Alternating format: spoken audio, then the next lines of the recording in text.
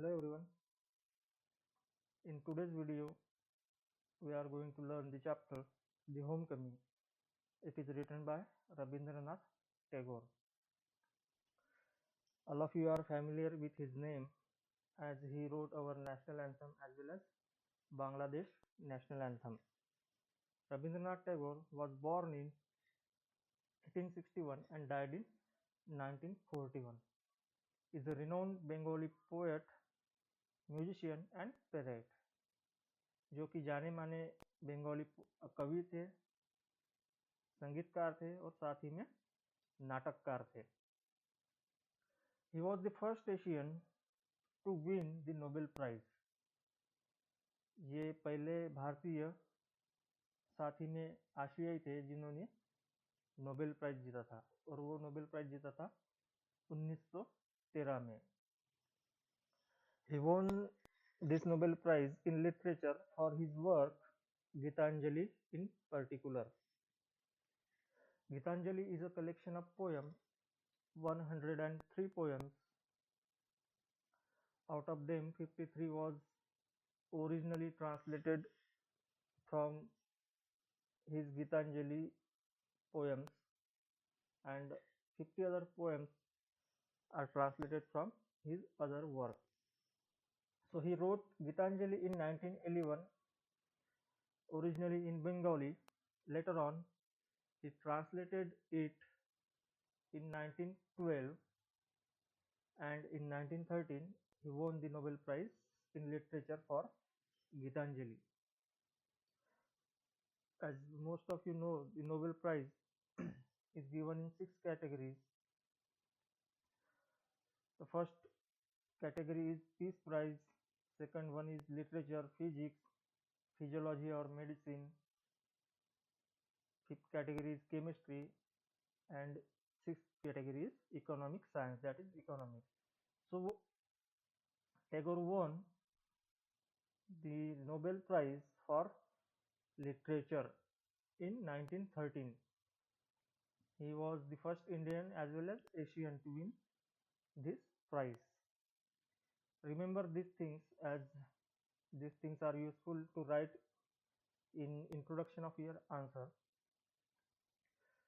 So moving forward, most of his work was originally written in Bengali, although he later translated some of it to English and made it more accessible to international audience. His work, most of his work was originally written in Bengali. उनके जो works है, poems, poetry, stories, dramas, उन्होंने originally Bengali में ही लिखे हैं. But he thought to made it more accessible to international audience. उन्होंने सोचा कि ये जो उनके वर्क है वो पूरी दुनिया में पहुंचे. तो दुनिया में पहुंचने के लिए कौन सी लैंग्वेज यूजफुल है, वो है इंग्लिश. तो उन्होंने उनके मैक्सिमम वर्क्स इंग्लिश में ट्रांसलेट किए ताकि वो पूरे जग में लोग पढ़ सके, उसे समझ सके. His writings convey sympathy for the poor and upholds universal human values. उनके जो वर्क्स है वो जब हम पढ़ेंगे तो उसमें हमें देखने को मिलता है कि उसमें सिंपैथी फॉर पुअर एंड वो क्या करते हैं, अपहोल्ड यूनिवर्सल ह्यूमन वैल्यूज. उसमें गरीबों के लिए दया दिखती है उनके वर्क में. और ये जो है यूनिवर्सल ह्यूमन वैल्यू, जो हमारे फंडामेंटल राइट्स है वो किस तरह से हमें मिले, इसके लिए वो प्रयास करते थे.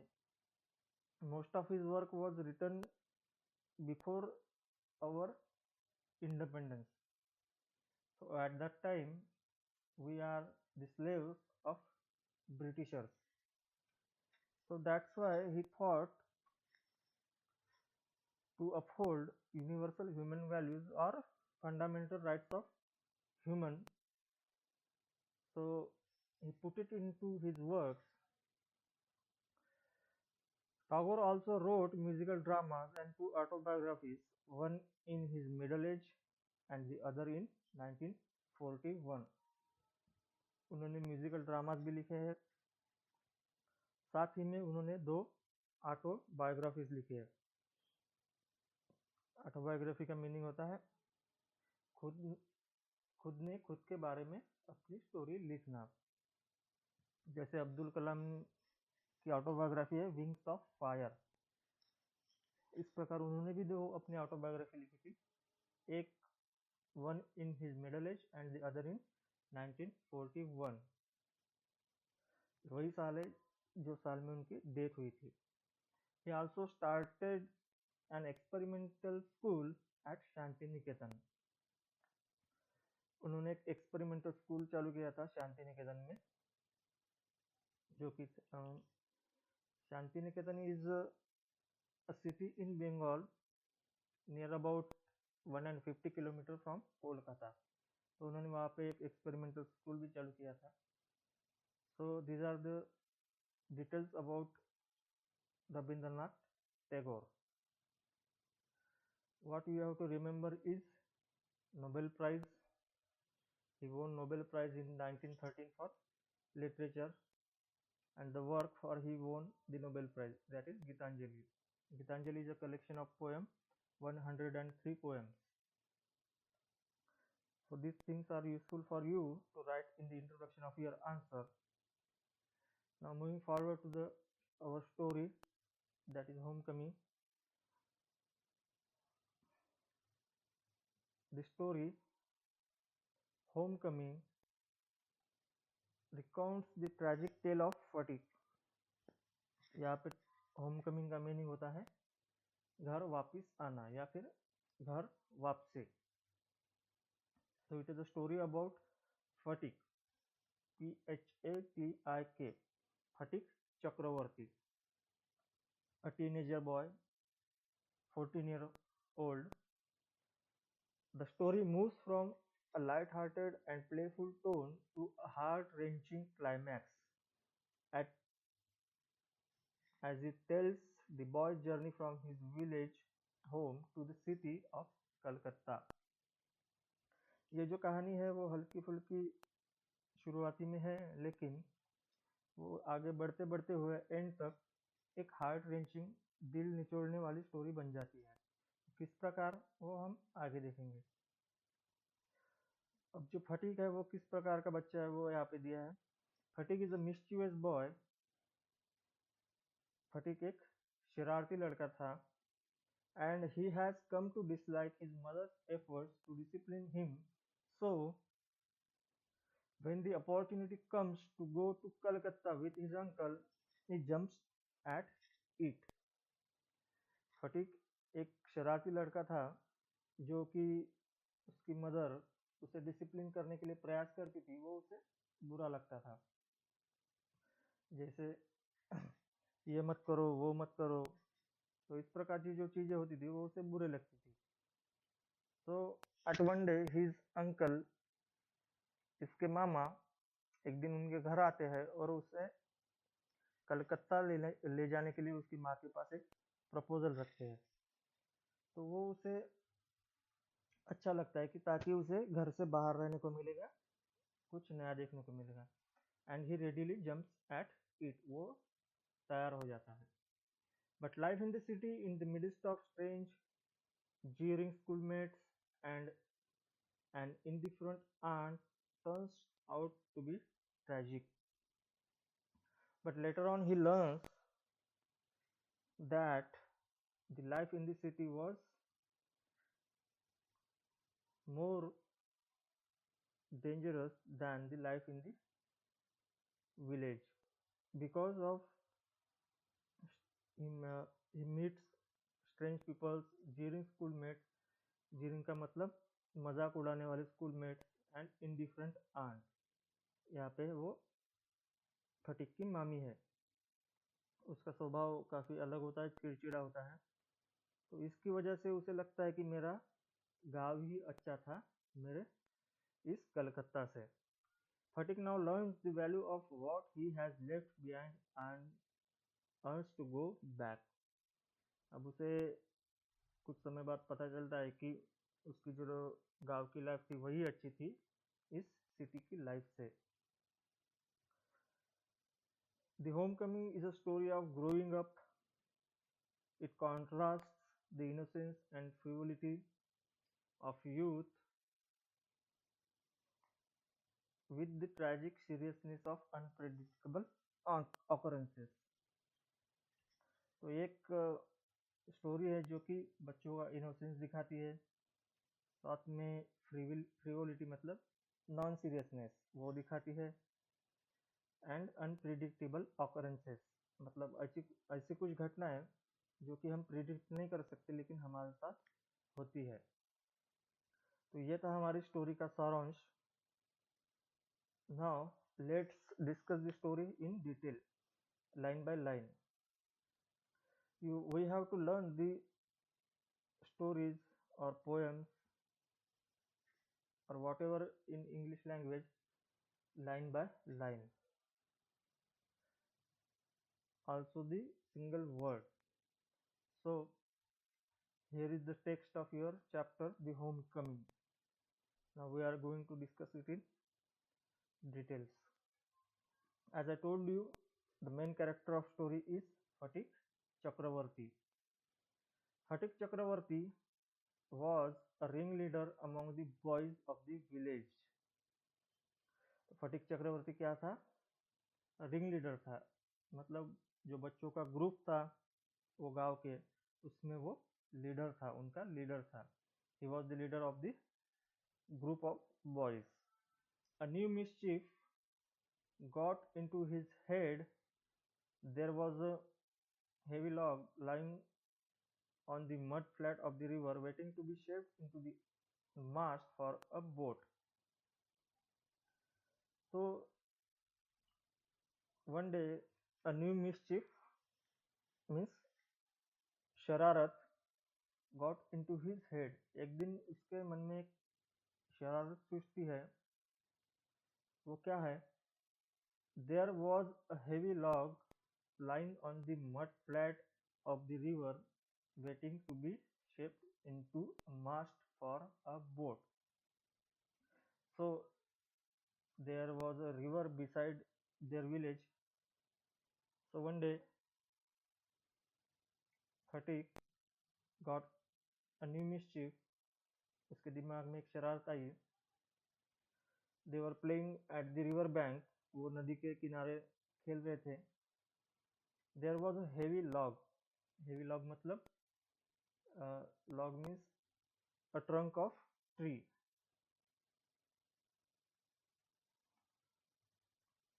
Let's see the log.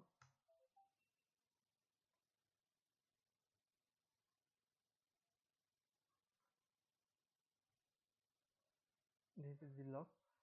एक पेड़ का बड़ा सा टुकड़ा जिसे हम log बोलते हैं। So a heavy log was lying on the river, mud flat of river, waiting to be shaped into a mast. यहाँ पे mast का मीनिंग होता है जो जहाज को दिशा देने के लिए उसके ऊपर एक पर्दे लगा के लकड़ियां खड़ी होती है, उसे बोलते हैं mast. Let's see that.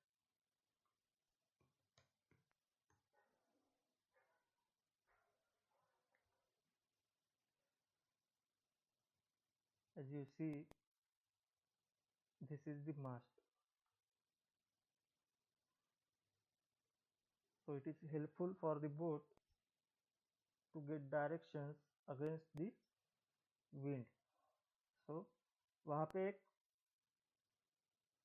Trunk था ट्री का जो कि किसी ने रखा होगा, उसको उसका मास्ट बनने वाला था।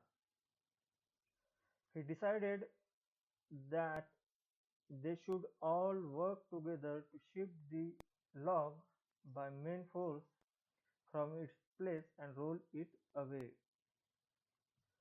तो उस जो शरारत थी उसकी, उसने सोचा कि ये जो लॉक पड़ा है, लकड़ी का बड़ा सा टुकड़ा पड़ा है, उसे हम धकेलते हुए पानी में ले जाएंगे, नदी के पानी में, so it can go away, and then the owner of the log would be angry and surprised and they would enjoy the fun. उसके बाद क्या होगा? जो उसने सोचा कि नदी में वो लॉक को ढकेलने के बाद जब उसका मालिक, जो कोई उसका ओनर है, वो देखेगा कि वो लॉग वहां पे नहीं होगा और वो चौंक जाएगा।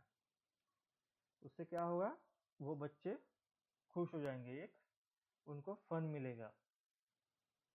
And everyone seconded the proposal and it was carried unanimously। और उसकी जो शरारत थी उसके लिए उसके ग्रुप के सभी बच्चे राजी हो गए और उन्होंने सबने उसको हाँ दी कि हम ये करेंगे। बट आगे क्या होता है कि but just as the fun was to begin, Makhan, Phatik's younger brother, sauntered up and sat down on the log in front of them all without a word। तो जैसे ही वो उनके आइडिया को रियलिटी में बदलने वाले थे, तभी माखन माखन ये है फटीक का छोटा भाई, माखन चक्रवर्ती, वो अचानक से वहां पे आ जाता है और वो लॉक पे बैठ जाता है। तो ये सब देख के उसके फटीक के ग्रुप के बच्चे हैरान हो जाते हैं कि ये ऐसा क्यों कर रहा है। The boys were puzzled for a moment. He was pushed rather timidly by one of the boys and told to get up, but he remained quite unconcerned। तो ये सब देख के बाकी बच्चे चौंक गए और उस ग्रुप के बच्चों में से किसी ने उसे धक्का देने की कोशिश की, उसे नीचे उतारने की कोशिश भी की, लेकिन उससे जो माखन था उसे कोई फर्क नहीं पड़ा, वो जैसे कि वैसे वहां पे बैठा रहा। He appeared like a young philosopher meditating on the futility of games। तो उसका रूप इस प्रकार से दिख रहा था कि वो मानो कोई फिलोसोफर हो, तत्वज्ञानी और वो उस ग्रुप के बच्चों को बताना चाह रहा हो कि ये जो तुम कर रहे हो वो क्या है, निरर्थक है, इसका कोई मतलब नहीं है। Fatigue was furious। He cried, Makhan, if you don't get down this minute, I will thrash you। So because of this incident, Fatigue got furious and he told Makhan to get down from that log, otherwise he will beat him or thrash him। तो fatigue ने कहा कि तुम यहाँ ये lock से उतर जाओ, नहीं तो मैं तुम्हें पीटूंगा या फिर तुम्हें मारूंगा। लेकिन Makhan only move to a more comfortable position. After listening to Phatik, he didn't pay attention to Makhan didn't pay attention to Fatick, but he moved to a more comfortable position। जो माखन ने उसे डांटा था वो सुनने के बाद भी उसने क्या किया, उसे कोई फर्क नहीं पड़ा और वो अच्छे से वो लॉक पे बैठ गया। Now, if Fatick was to keep his regal dignity before the public, it was clear he ought to carry out his threat। As he was the ringleader, he was the leader of the group, he has to maintain his dignity। जैसे वो group का leader था तो उसको अपनी इज्जत बचाने के लिए अब कुछ ना कुछ करना था। जो उनके सामने थ्रेट आया था, कौन था वो, माखन, तो उसको वहां से हटाने के लिए फटीक को कुछ ना कुछ करना था, नहीं तो उसकी जो ग्रुप में इज्जत थी वो कम हो जाती। But his courage failed him at the crisis। With his fertile brain, however, rapidly seized upon a new maneuver which would discomfit his brother and afford his followers an added amusement। तो आगे क्या होता है उसका जो करेज है, एक तरफ वो सोच रहा था कि वो अपने भाई को अपनी इज्जत बचाने के लिए उस लॉक से नीचे उतार दे, लेकिन साथ ही में उसे ये ख्याल आ रहा था कि मैं ऐसा अगर करूंगा तो घर पे जाके उसकी मदर जो है उसे डांटेंगी, मारेंगी, जो कुछ होगा। तो वो भी उसके ध्यान में आ रहा था। तो he was in a position, so what he can do, he can thrash him or leave him. So वो सोच रहा था कि अब क्या किया जाए। तो साथ ही में उसके दिमाग में ये भी ख्याल आ रहा था कि मैं ऐसा अगर उसे थ्रैश करूंगा, उसे मारूंगा, तो ये देख के भी मेरे ग्रुप के बच्चे मेरा मजा लेंगे, मेरा मजाक उड़ाएंगे। तो ये भी ख्याल उसके दिमाग में आ रहा था। He gave the word of command to roll the log and Makhan over together. तो उसने आखिरकार ये ऑर्डर दिया ग्रुप के बच्चों को कि वो माखन के साथ ही, जो कि वह उस लॉक पे बैठा था, उस लॉक को धक्का दिया जाए, उसे रोल किया जाए और उसे पानी में फेंक दिया जाए। Later on Makhan heard the order and made it point of honor to stick on. ये सुनने के बाद भी माखन वहां से नहीं उतरा और वो उसने क्या बना लिया, अपना ऑनर बना लिया कि मैं यहाँ से नहीं हटूंगा। You can do whatever you want to do, but I can't move from this log. But he overlooked the fact, like those who attempt earthly fame in other matters, that there was peril in it. But Makhan overlooked the fact, उसने जो fatigue ने कहा उससे उसे सुना नहीं, उसे नजरअंदाज कर दिया।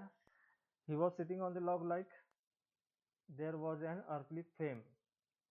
मतलब माखन को कुछ इज्जत कमानी है तो उसे कुछ ना कुछ डेंजर का सामना करना पड़ेगा, ये उसने सोच के वो वहां से नहीं हटा।